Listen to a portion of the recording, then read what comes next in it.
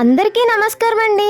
ఈరోజు మనం మన పశ్చిమ గోదావరి జిల్లా పాలకొల్లు మండలం లంకలకోడేరు గ్రామం దగ్గరలో ఉన్న వెలివెలి అనే చిన్న గ్రామంలో కొలువై ఉన్న శ్రీ శ్రీ శ్రీ వెలగలమ్మ తల్లికి సారి కావుళ్ళు తీసుకుని వెళ్తున్నామండి. అమ్మవారిని ఆడపడుచుగా కొలిచే యాదవరాజులనే మేము పుట్టింటి సారి తీసుకువెళ్తున్నామండి.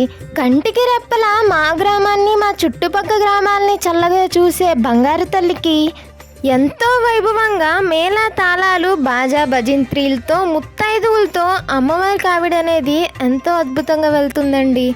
ఇంకా యూత్ సంగతి చెప్పనక్కర్లేదు. ప్రతి పండగకి వీళ్ళ హడావిడి లేకుండా ఏ పండగ అంత అందంగా జరగదు. అవునా? మీ ఉద్దేశం ఏంటి? ఒకసారి కామెంట్ సెక్షన్లో కామెంట్ చేయండి. మరి ఇంతకీ అడగడం మర్చిపోయాను, మీ ఊరు గ్రామదేవతకి ఆషాఢం సారి తీసుకుని వెళ్ళారా? అయితే కామెంట్ సెక్షన్లో కామెంట్ చేయండి మీ గ్రామదేవత పేరేంటో. అమ్మవారు పూర్వం ఉగ్రరూపిణిగా ఉండేవారు. ప్రస్తుతం అమ్మవారు శాంతి స్వరూపిణిగా ఉన్నారు. అమ్మవారు కూర్చున్నట్లు ఉంటారు.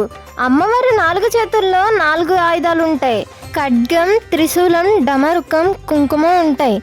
మరి అమ్మవారికి ఏం పట్టుకెళ్ళామో అంటారా?